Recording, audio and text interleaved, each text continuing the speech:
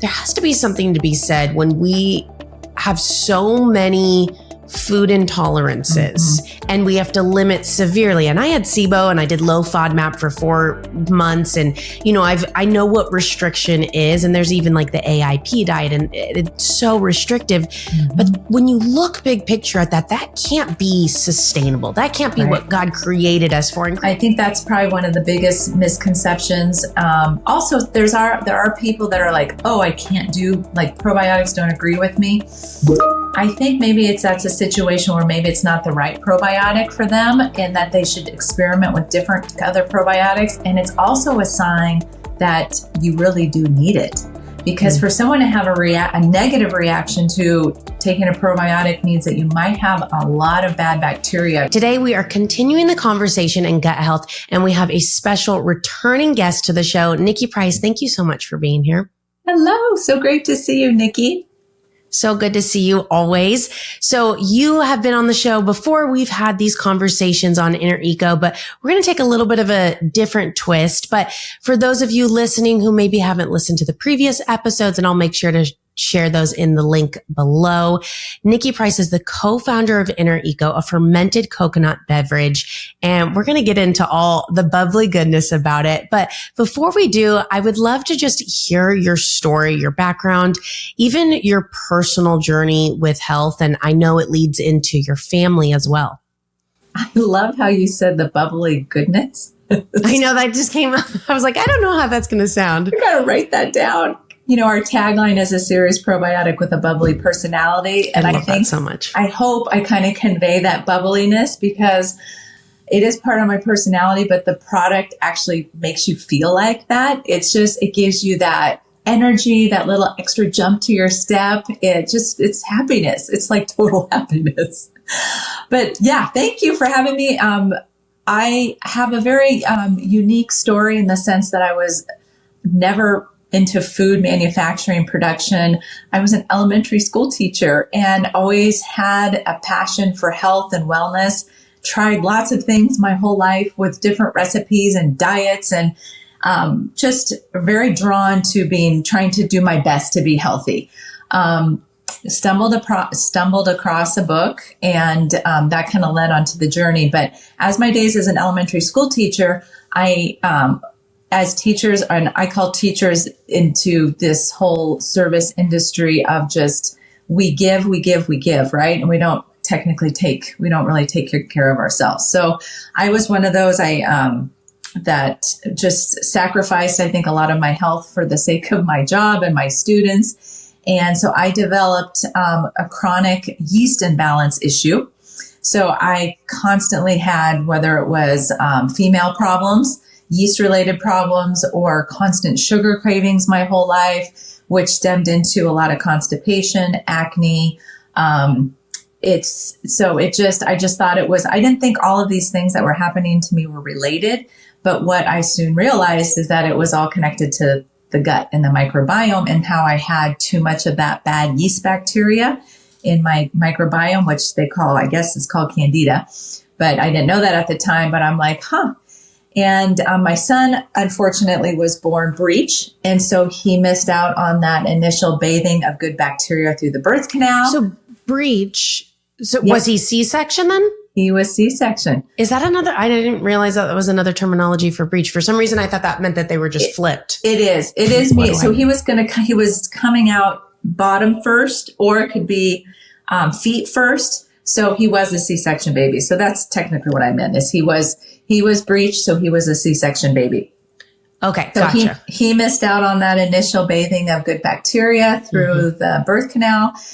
From 6 months to 2.5 years, he had chronic ear infections. And this was over 25 years ago. I just didn't know any better. I listened to the doctor, which it's okay to do up to a certain point, but it wasn't effective because he was on antibiotics from 6 months to 2.5 years, which meant by the time he was about 5 years old, he couldn't even fight off a common cold because he had no immune system.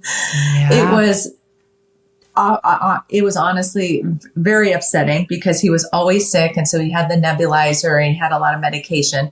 And so when I revisited the issue with the doctor, he was like, that's okay. He's just asthmatic. Here's his new set of medications. So was just, I was done, and I went to a different doctor and more integrated doctor that blended both different types of medicine, changed his diet, dairy, wheat, gluten out. And then I was making my product in the kitchen.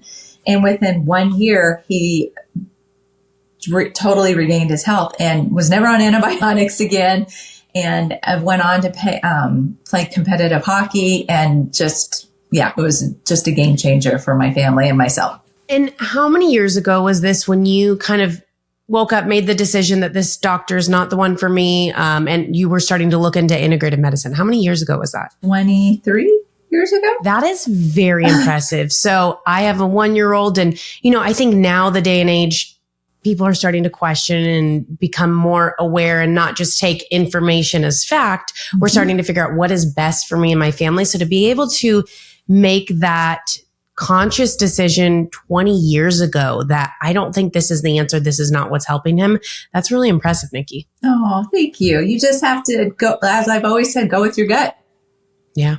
I did. Your gut is responsible for so much, which we've explored in so many of these episodes and will continue to explore. So so that's your own personal family history. And it sounds like that's leading up really to this genesis of Inner Eco. Mm-hmm. I'd love to hear more about the conception of Inner Eco and what made you even, there's so many options. Yeah. What made you even go down this route?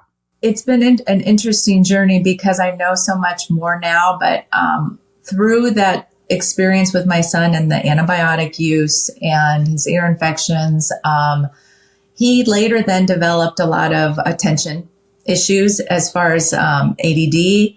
And so then and it's all right, it was all connected. It was all connected 100% now that I look back. But so then I started diving deep into diet and nutrition and bacteria. And I understood about sugar and how that was affecting his system. And I read about the microbiome. Well, they didn't even call it the microbiome 20 years ago, but about how bacteria plays a role in how you look and feel. So I started, read a book called Body Ecology by Donna Gates. And in that book was the recipe for coconut water kefir, which kefir is a blend of good bacteria. It's been around for over 1,000 years, lactococcus, lactobacillus, good yeast bacteria. And in that recipe, it called for adding those cultures into fresh coconut water. So I went to the Asian market.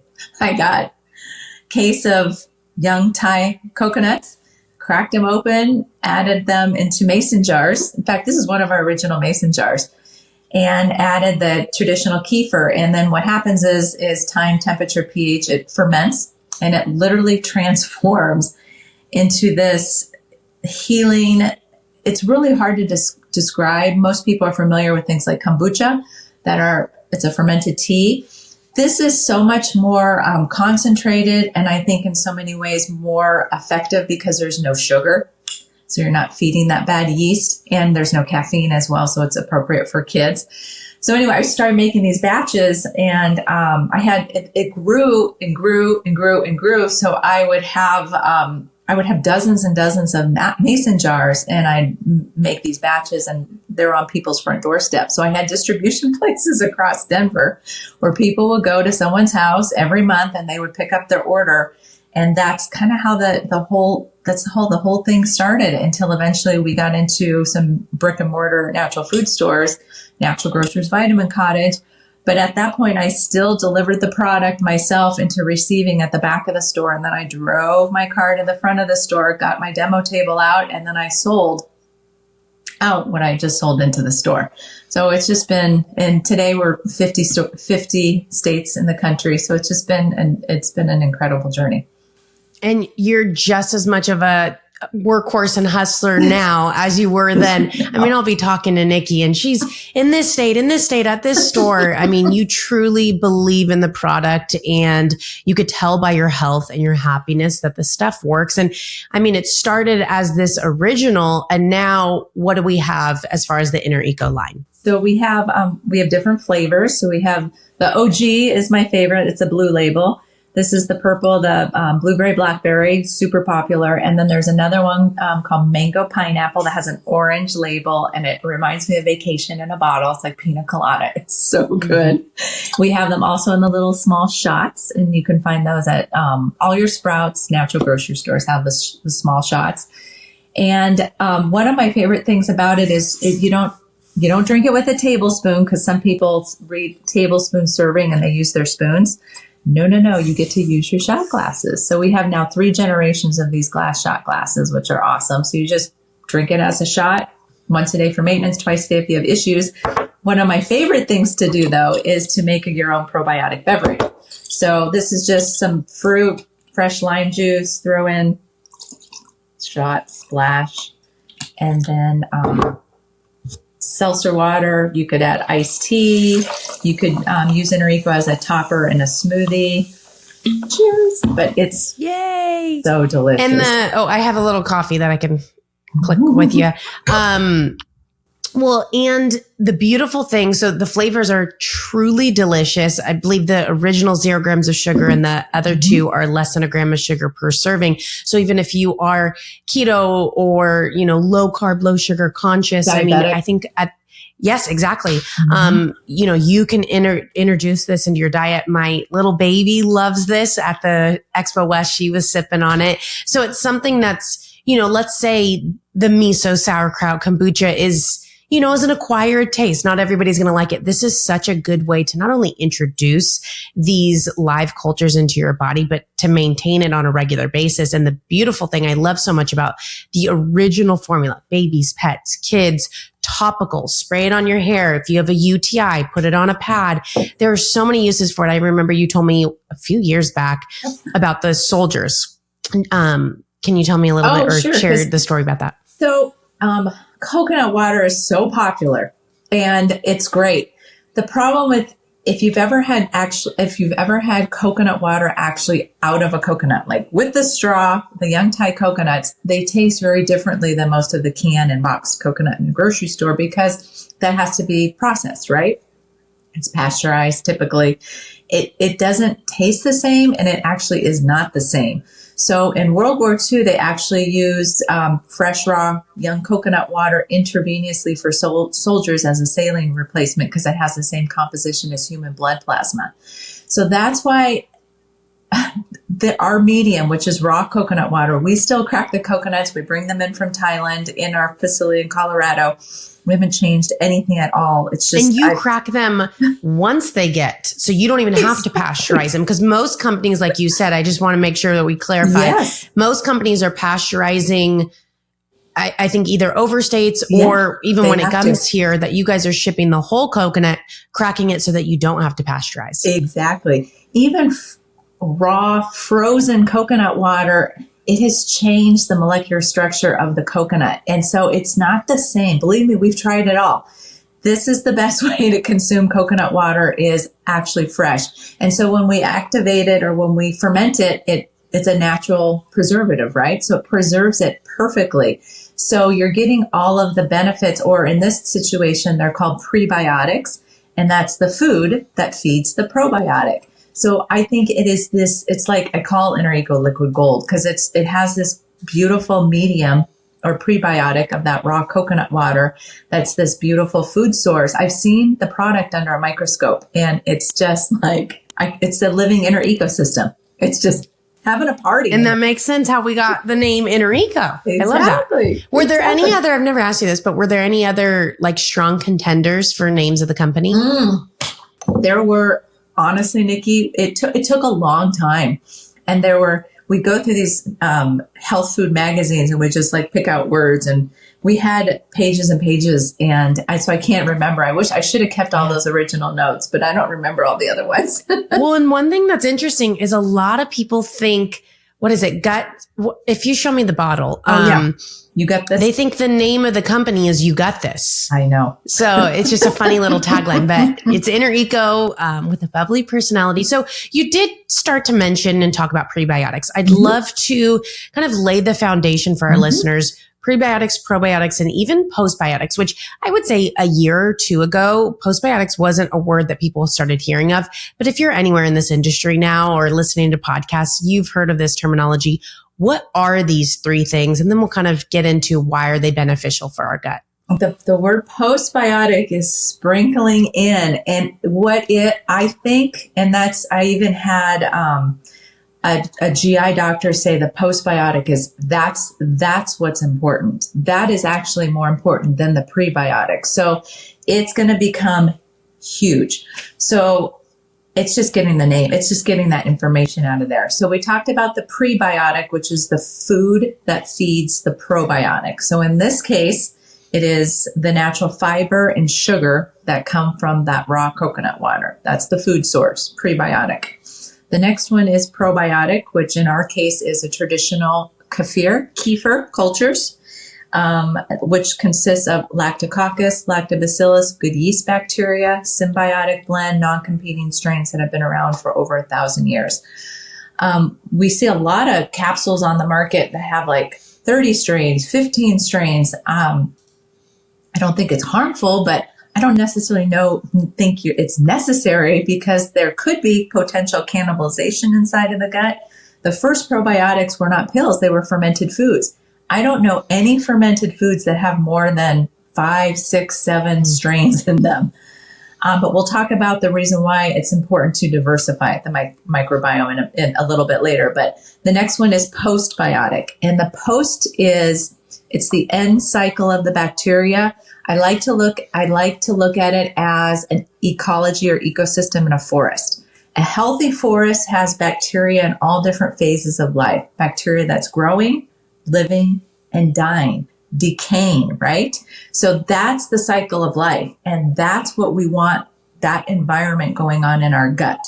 So there's actual clinical research that says the healthiest guts have pre, pro, and postbiotic. And the beautiful part about fermented foods, they have all three. You don't have to do 3 different products. So it's just all in one. Kimchi, miso, sauerkraut, kefir, kombucha, Bragg's apple cider vinegar, fresh olives. It just goes food first, right? Supplement second. Fresh olives? But yes. Olives are, considered probiotics. I don't know why I didn't think about that. And you know what? And we'll get into what Emma's eating right now. But Emma loves like Kalamata olives. I love that. She's got an acquired taste. So that actually makes sense based on the history and what I was doing when I was pregnant. So that's fascinating. Isn't that fascinating? So the postbiotic is really fascinating. It is another way to describe post because people are still trying to understand. So think about other words for postbiotic, or maybe I mentioned the word decay, expired bacteria, dead bacteria, but it's basically the metabolites. So it's what the probiotics actually manufacture or produce, which in this case are B vitamins. This is another benefit of getting your probiotics through fermented foods is they manufacture B vitamins, which is essential for our health. It gives us that energy.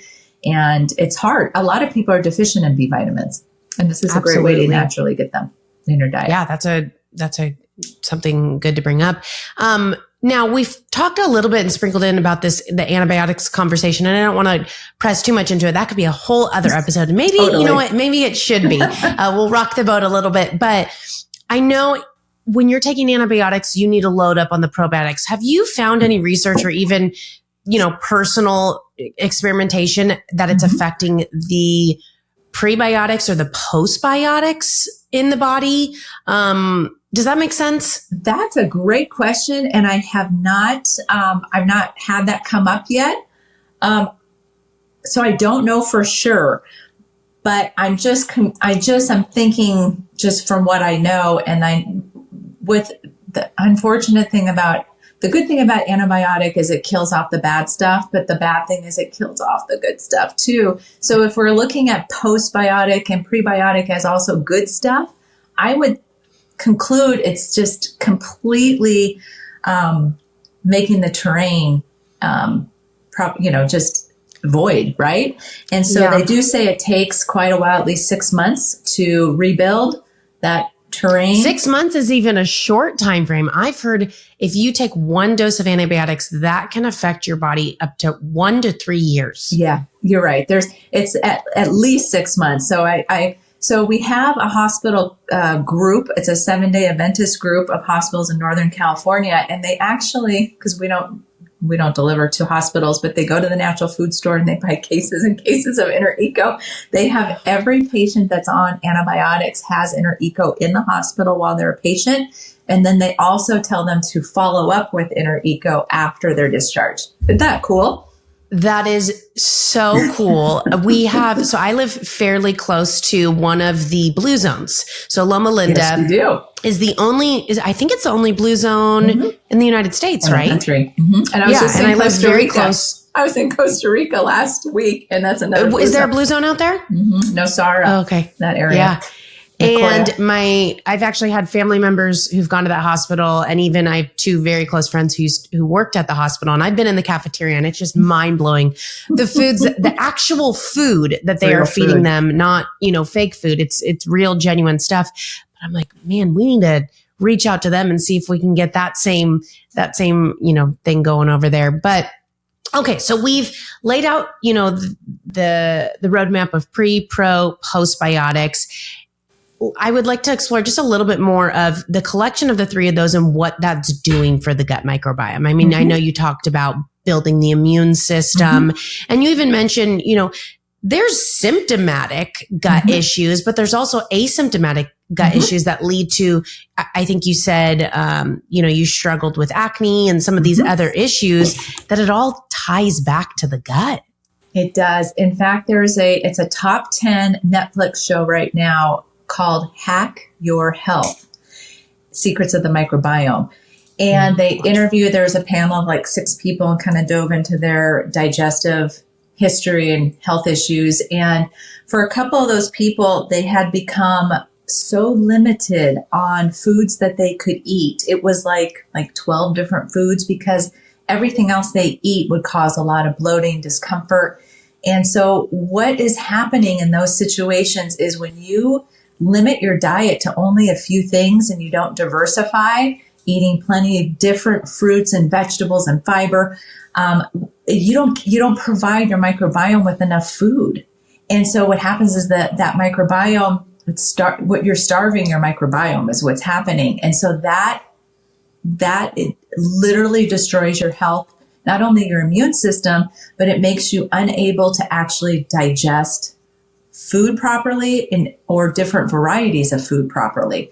So that's malnutrition, right? So it's so important. In fact, in the series, in the documentary, they talked about, this is the goal.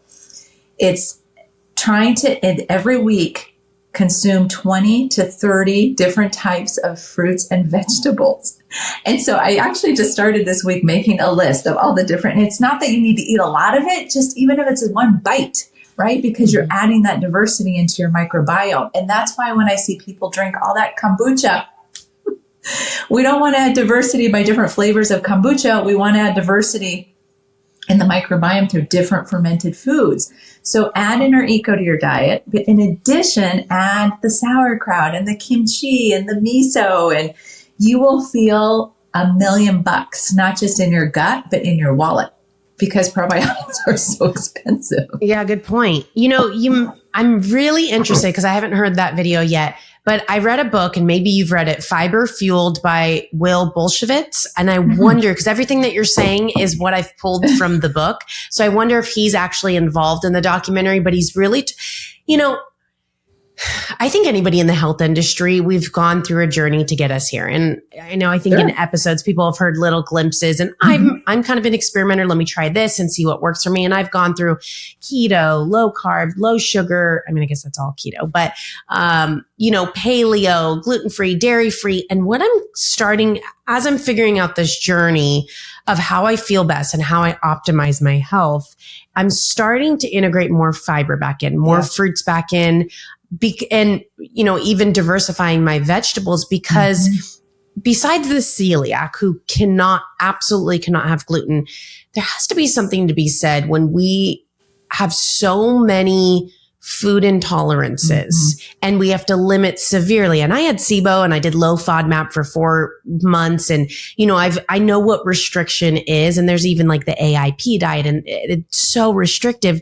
But when you look big picture at that can't be sustainable. That can't be what God created us for. And granted, we're not eating real foods anymore. But if you are conscious and consuming real foods and as much organic as you can, but you're still limiting so many of these different, if you have to remove all these different things, that can't be right, at least in my personal opinion. And so I'm slowly starting to integrate some foods back in and really being conscious of what's going on in my body, trying to optimize it. Because the more that you dive into gut health is everything. Because everything else branches from the gut health, your immune system, your cognitive function, your respiratory, your mind and mood, everything functions from that. Mental health. It's become such a problem. I know. Yeah. And it's such an, I'm going to have another episode where we're talking about like symptomatic gut issues when you're constipated, bloating, gas, diarrhea. Those are okay. I know something's going on with that gut, but what about for the individuals where it's asymptomatic, where they're not experiencing any of this, but they're having brain fog, low energy, low libido, and they don't connect it back to the gut. Exactly. And that's why, I just did a company call all about poop, because there's probably so many people who maybe you work in like IT and or in a different field other than health, and you're not being conscious. Maybe you're having like these little pebble poops or diarrhea every day, and you just don't make those connections, but your poop tells you so much about your health. And, you can look up the Bristol stool chart and look into what's optimal and what we should be striving for and how to make those changes. But I do think having that diversity is going to be key. Introducing these live cultures back into our diet is going to be so important. I'd love to hear, are there any sort of myths or misconceptions about gut health that you've come across? I think the biggest one, and I touched upon it before, is I think we all get in this rut of eating the same things. And we go to the store and we just pick the same things. And we do the same thing with probiotics. It's like, this is the brand. This is just what I do. This is what I buy. And what we know is that it's not about taking probiotics. It's about the diversity in the microbiome. So I just think, like I mentioned with the kombucha is great, but it's the American way is what we supersize everything to the point where it's no longer a good thing. So just like taking a break if you do a lot of kombucha, and then do some other fermented foods, and then maybe circle back to your kombucha. You'll just feel so much better. I think that's probably one of the biggest misconceptions. Also, there are people that are like, I can't do, like, probiotics don't agree with me. I think maybe that's a situation where maybe it's not the right probiotic for them, and that they should experiment with different other probiotics. And it's also a sign that you really do need it, because for someone to have a negative reaction to taking a probiotic means that you might have a lot of bad bacteria, because it's what happens is if there's too much bad stuff, you put something good that's in there, and literally it's like warfare. They're trying to get it out. So it's going to cause some disturbance. So I always tell people, if it doesn't seem to agree with you, just go slow. And that's the beauty of liquid and food-based. You don't have to, it's not restricted to one size fits all with a pill. You could do a teaspoon instead of a tablespoon, and just slowly, obviously, go up as you are able to. That's why we have people start with a tablespoon, but then I always say drink more as your body's able to. If you're not having loose stools, then you're absorbing and you're digesting it, which goes right back to the poop. Is like, we need to be really evaluating how we feel based on what's going on down there, because it really makes a difference in how you feel is when you evaluate not just the intake, but the outtake. Absolutely. Because it's showing what your body's absorbing, what it's excreting. And I think it's a direct correlation to your energy, your overall health. One thing that I wanted to tie into is different ways that we can, obviously you can shoot this Inner Eco. It is absolutely delicious, but one particular thing I wanted to press into, the original flavor. That's the one that you can use for everything, kind of the Windex, probiotics.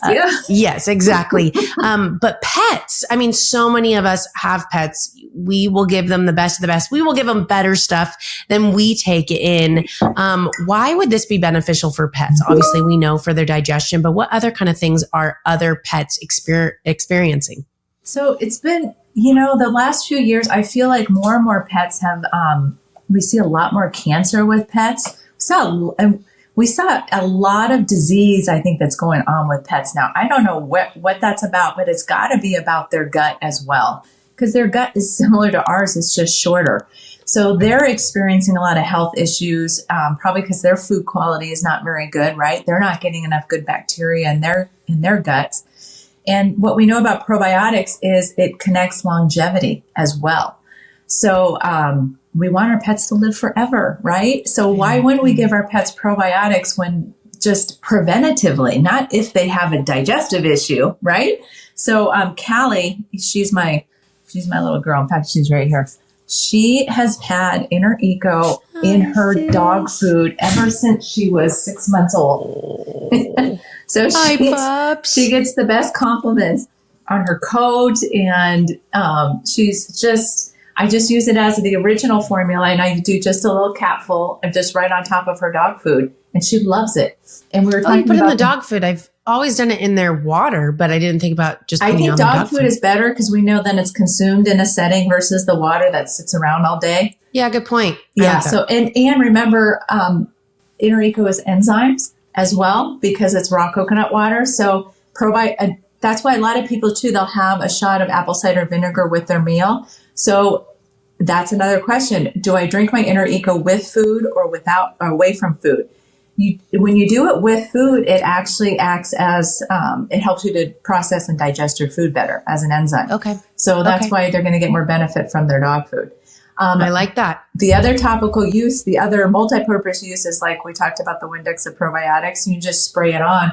I just had a testimonial from someone who works at a Sprout store. She's like, Niki, my dog was having a lot of yeast issues in her ear reoccurring. She was like, just spray. I spray the original Inner Eco in her ear, and it totally has cleared up her issue. That's so cool. Hot spots for pets, sunburns, bug bites. I use it as a toner, natural deodorant. It's going to work on inflammation, just not only in the gut, but on the skin, and also do the swish and swallow, because that's where disease starts. Digestion starts actually not in the stomach, but it actually starts in the mouth.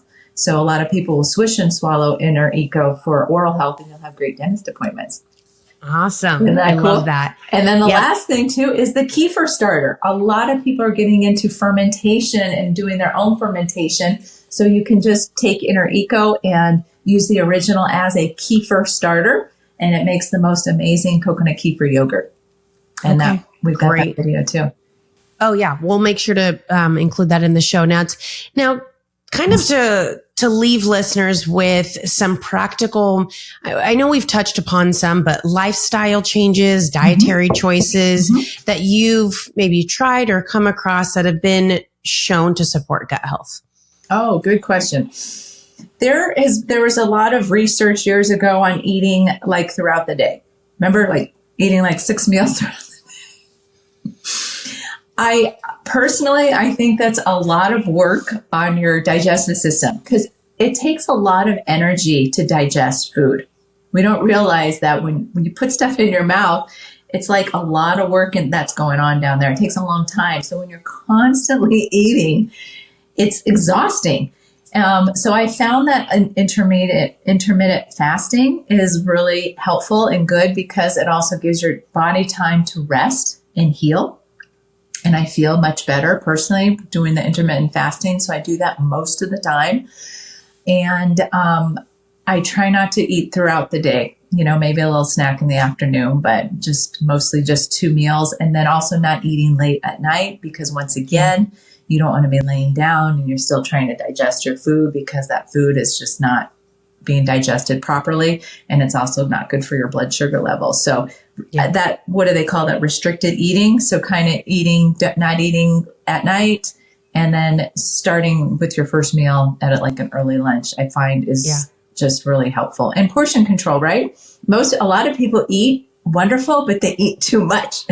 So it's a lot for your body. Exactly. I think you can eat well, but if you're not eating in moderation, then you're going to be gaining weight. So it's just kind of and and I do want to mention too, just to kind of offset that, I think there's absolutely a time and a place for intermittent fasting, and some people can thrive off of it. Mm-hmm. I know that you are, every time we've talked, you're naturally very calm. You have a good family surrounding, like life, things are really good. I think if you are listening and your life is a little bit chaos right now, intermittent fasting could kind of make things worse. So just being conscious of where your life is at, because there absolutely is a time and place, and giving your body that break to be able to break that down. And I also think it has a lot to do, and I don't want to get too personal, but kind of where we lie, especially for women in, are you still having your period? Are you perimenopause, menopause, where that lies? But if you are in more of a stressful stage of life,